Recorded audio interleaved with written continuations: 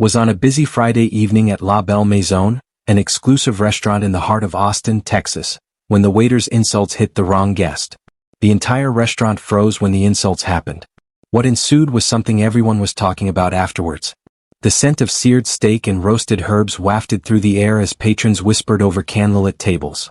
The restaurant was famous for its impeccable service, high-profile clientele, and a reservation list so tight it could take months to secure a table.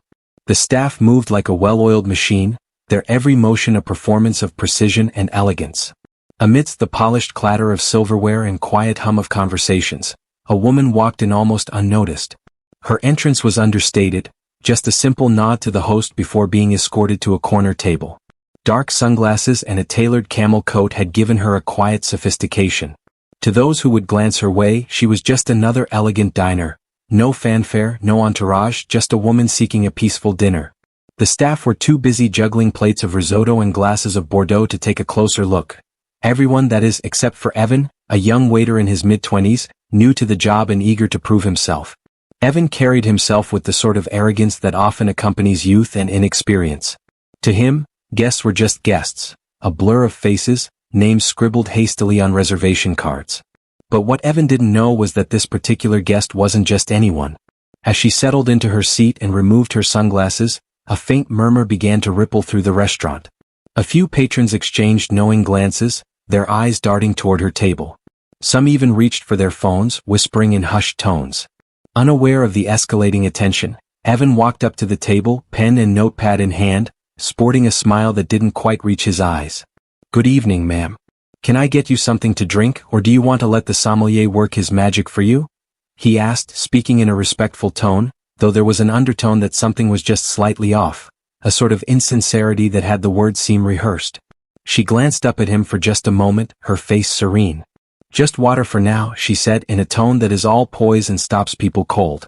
Evan jotted down on his pad, then turned away to speak quietly into his phone. But what he said was clear enough to reach the ears of people at the surrounding tables, yet too low to reach hers. A few diners stiffened in their chairs, their expressions shifting from amusement to discomfort. Yet Evan didn't notice. He was too busy gliding across the room, basking in his own perceived charm. What he couldn't see was the way the quiet murmurs were beginning to coalesce into something more. But things were just getting started, and the evening was about to take a turn Evan could never have anticipated. As the evening wore on, the restaurant's ambience remained its usual blend of sophistication and quiet indulgence, the kind of place where waiters refilled glasses without being asked and every dish was presented like a masterpiece. Yet at that one corner table the atmosphere began to shift. Evan returned to the woman's table with a glass of water. She set it down with an audible clink, which produced a few pointed stares from around the restaurant. She made no response at all, however. She unfolded her napkin as serenely as when she had taken her seat in the first place. "You ready to order, ma'am, or would you like me to let you have a little more time to decide?" he asked, his voice carrying just a hint of impatience. "No, I'll have the salmon," she replied evenly, her gaze steady. "No sauce, please." Evan jotted it down with a quick flourish, but as he turned to leave, his mouth moved faster than his good sense. "Guess you're not here for the food anyway," he muttered, just loud enough for her and others to hear. A hush fell over the surrounding tables. Diners exchanged uneasy glances, their expressions a mix of disbelief and curiosity. One man at a nearby table leaned toward his wife, whispering something that made her eyes widen. The woman at the table didn't flinch. If the comment had stung, she didn't show it. Instead, she folded her hands on the table, her expression unreadable. Evan, still blissfully unaware of the growing tension, carried on with his other tables, a self-satisfied smirk playing on his lips. He didn't notice the way patrons were now openly looking at the woman, some with recognition dawning in their eyes. But not everyone was as oblivious. From across the room, the restaurant's owner, Pauline Cavano, stood at the bar with her sharp eyes narrowing as she watched the scene unfold. Pauline was the owner, but she was also the heart and soul of La Belle Maison. She used to be a chef turned entrepreneur who had established the restaurant from scratch and gained a reputation for excellence. Pauline knew her regulars, but she made it a point to know her high-profile friends who came in discreetly under the radar. And this particular guest, Pauline knew her all too well. Pauline's grip tightened around the stem of her champagne flute as she caught Evan's careless remark. She could feel the weight of the diner's stares, the subtle shift in the room's energy. But she didn't move, not yet. Pauline was calculating, waiting for the right moment. The woman, meanwhile, remained composed, taking a sip of her water as if nothing had happened. But the other diners couldn't contain themselves. A younger couple at the table behind her leaned toward each other, whispering excitedly, "I swear that's her," the man said, his voice barely audible. "You know who I'm talking about. Look closer." His partner squinted, her mouth dropping open as realization struck. "Undefined, it is her," she murmured, the words escaping before she could stop herself. Evan, however, still none the wiser, he continued to make his rounds, unaware of the buzz in the room, nor the storm that was building at that table in the corner. But Pauline wasn't going to let this go by for much longer. She'd seen enough, and the moment of reckoning was drawing near. Evan's arrogance seemed to grow with every step he took around the restaurant. Maybe it was the complimentary suggestions from other tables or the pleased smiles of diners who didn't know any better. Whatever it was, he had a swagger about him, as if he owned the stage and everyone in it, oblivious to the tension that was building up behind him. The woman sat silently at her table, her face a mask of serenity that said nothing, but silence screamed enough. The whispers around her grew loud now, impossible to ignore with the buzz of recognition sweeping through the room. "She's so composed," a woman at the nearby table whispered to her partner. "I would have said something by now." Her partner shook his head. "You don't mess with someone like her. She's probably waiting for the right moment." At the opposite end of the dining hall, Pauline had seen enough. She put down her champagne flute with precision as she focused her eyes on Evan as he sashayed down the length of the table. She started to move toward the corner table, clicking her heels against the floor that was polished smooth. But by the time Pauline could reach the woman, Evan had turned back to her table, plate of salmon held theatrically as he was wont to do with all his deliveries. "Here we are," he said, setting it down a little harder than was necessary. "Your salmon, no sauce, just as you requested." The woman looked at the plate, then back at Evan. "Thank you," she said dully. But Evan wasn't finished. He stayed for a beat, the satisfied grin stretching even further. "You know," he said, his voice oozing false courtesy, "you really don't seem like someone who comes in here very often. A place like this, well, it's just a bit odd, isn't it?" A chorus of gasps resonated throughout the restaurant. Heads swiveled around, forks midair, eyes riveted to the table in the corner. The tension was so thick it felt like the air itself had stopped moving. For the first time that evening, the woman responded, not with words but with a look. She raised her head slowly, her eyes meeting Evan's with a calm intensity that made him falter. For a fleeting moment, his confident smirk wavered. "Excuse me?" she asked, her tone steady, but the quiet strength behind it was unmistakable. Evan stammered, his bravado slipping. I just meant, Evan." A sharp voice cut through the air, making him freeze. Pauline had arrived. She stood just a few feet away, her expression cool and composed, but her eyes carried the weight of authority. "Can I have a word with you?" she asked, although it was really a command, it seemed. The room was holding its breath. Evan hesitated for a moment. He looked warily at first Pauline, then at the woman sitting at the table. He had been confident moments before, now he just looked uncertain. Sure," he muttered, drawing back from the table. Pauline turned to the woman, her demeanor shifting instantly. "I'm so sorry for the inconvenience," she said warmly, her voice laced with genuine respect. "Please enjoy your meal. I'll take care of everything." The woman nodded, offering Pauline a small, knowing smile. But the diners weren't done watching, and neither was Pauline. This wasn't just an apology. This was a lesson, one that each person in that restaurant was about to learn. Pauline took Evan to a more private corner of the restaurant, away from the diners and the watchful eyes of the rest of the staff. Her warm, approachable demeanor had hardened into something far sterner. "Do you have any idea who that is?" she asked, her voice low but sharp. Evan shifted uncomfortably, avoiding her gaze. "Just a customer," he muttered, though the doubt in his tone was unmistakable. Pauline crossed her arms, leaning slightly toward him. "That customer, as you so dismissively put it, is Melania Trump. And not only is she a former First Lady, but she's also a dear friend of mine and a longtime patron of this restaurant." Evan's face went white, the weight of her words crashing down on him. He opened his mouth to respond, but Pauline raised a hand to silence him.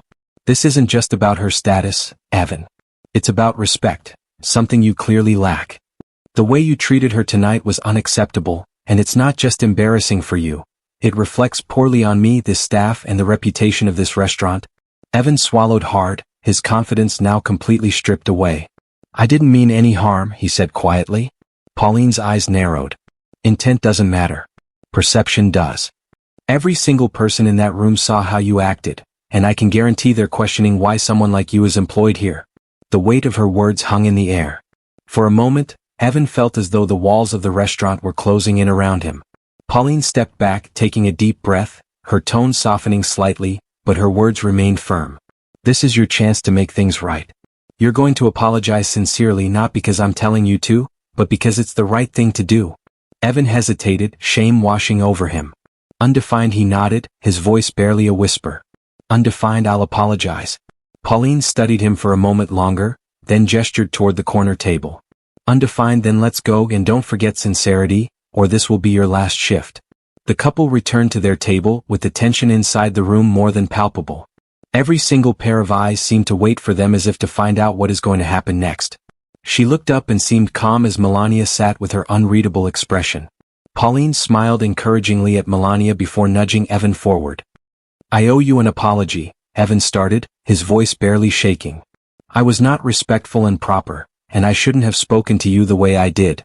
That was unprofessional and wrong, and I'm truly sorry. The room exhaled all at once. Melania looked at him for a long moment, her gaze steady. Then, to everyone's surprise, she smiled, a small, gracious gesture that instantly diffused the tension.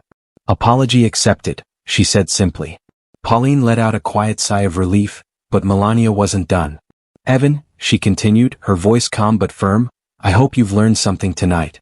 Respect isn't just about who someone is or what they've done. It's about treating every person with dignity no matter what. Evan nodded, his shame evident. Yes, ma'am. I know. But although the immediate tension had been eased, the education was not to be for Evan alone. Everyone in the room had seen what was said, and the ramifications of that evening would be felt for much more than the balance of the night. As Evan made his way from the room, his eyes downcast, his face reddened with humiliation, Pauline lingered over the table another minute. She leaned forward just enough to speak quietly to Melania. I really am so sorry for what occurred this evening. You deserve much better, and I assure you it will be addressed. Melania reached out and touched Pauline's arm.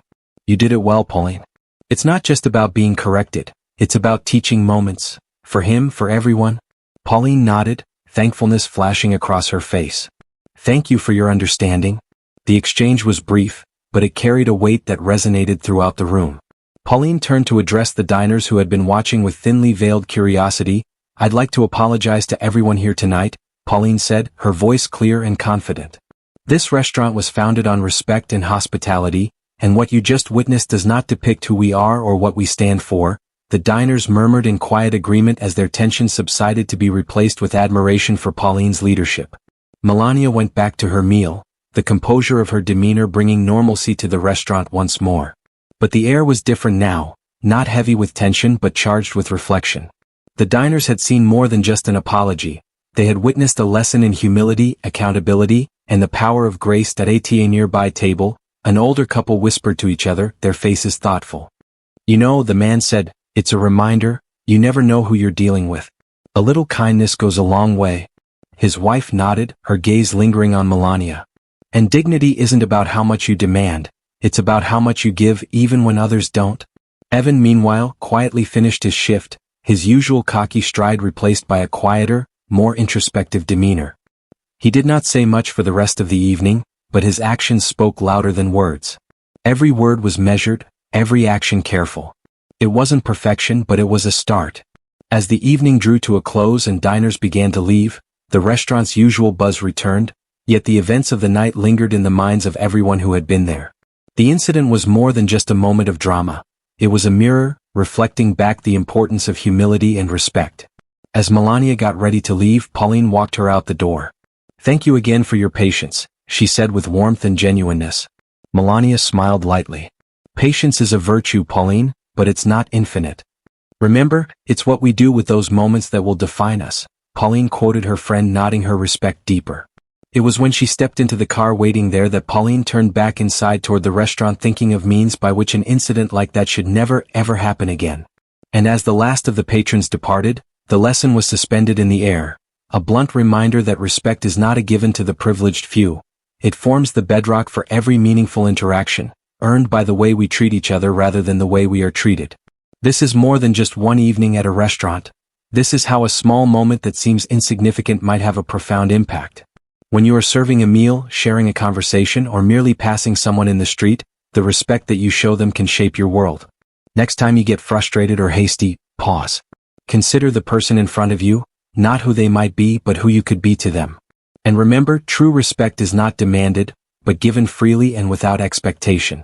If you enjoyed this story, subscribe for more lessons, stories, and reflections. Let's build a kinder world, one story at a time.